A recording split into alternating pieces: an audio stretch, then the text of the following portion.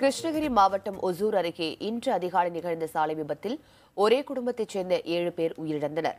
வேலூர் சத்வாச்சாரியில் வசிக்கும் சிறப்பு உதவி ஆய்வாளர் ஆனந்தன் தமது குடும்பத்தினர் 12 பேருடன் 2 கார்களில் பெங்களூரு புறப்பட்டு சென்றிருக்கிறார். அவர்களது வாகனங்கள் ஒசூர் அருகே உள்ள கோபச்சந்திரம் என்ற இடத்தில் பழுதாகி நிறுத்தப்பட்டிருந்த லாரியின் மீது எதிர்பாராத விதமாக மோதின.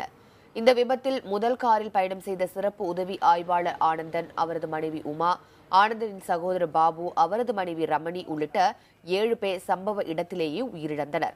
இரண்டாவது காரில் வந்த 5 பேர் படுகாயங்களுடன் மருத்துவமனையில் அனுமதிக்கப்பட்டுள்ளனர். 2 கார்களை தொடர்ந்து மூன்றாவதாக வந்த கார் தடுப்புச் சுவரின் மீது மோதி விபத்துக்குள்ளானது. இந்த கார் மகாராஷ்டிர மாநில பதிவெண் கொண்டது.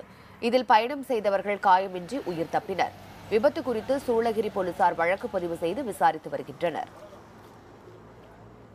பெங்களூர் தேசிய நெடுஞ்சாலை NH7 அதிகாலை 1:30 மணி அளவில் நின்று கொண்டிருந்த ஒரு லாரியின் மீது வேலூரிலிருந்து வந்த ஒரு தவேரா வண்டி மோதி விபத்துக்குள்ளானதில் 7 பேர்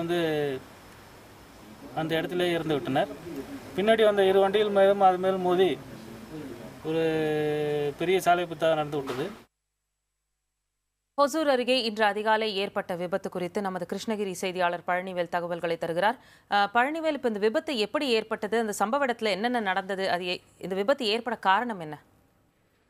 ராஜு, இப்போ கிருஷ்ணகிரி ஓசூர் தேசிய நெடுஞ்சாலையானது 6 வழிச்சாலையாக அமைக்கப்பட்டுள்ளது. இந்த சாலை பெங்களூர் இணைக்கக்கூடிய ஒரு முக்கிய சாலையாக திகழ்கிறது. நாள்தோறும் இந்த சாலையில் ஆயிரக்கணக்கான லாரிகள், பேருந்துகள், கார்கள் சென்று வருகிறது.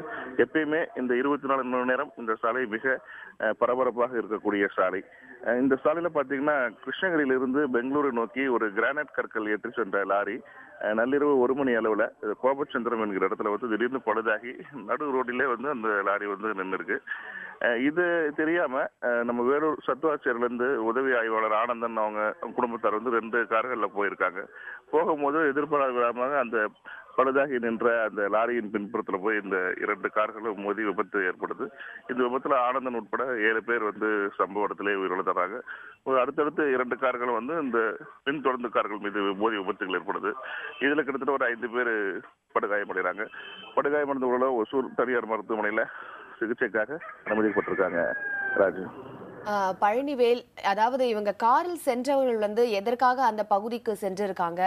இவர்கள் அதிகாலையில இன்று நடந்ததுனால இந்த விபத்து தொடர்பா காவல்துறையினர் என்ன மாதிரியான நடவடிக்கைகளை எடுத்திருக்காங்க?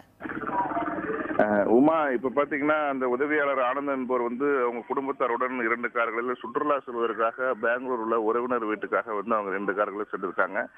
சுமார் நள்ளிரவு 1:30 மணி அளவுல தான் அந்த விபத்து ஏற்பட்டிருக்கு.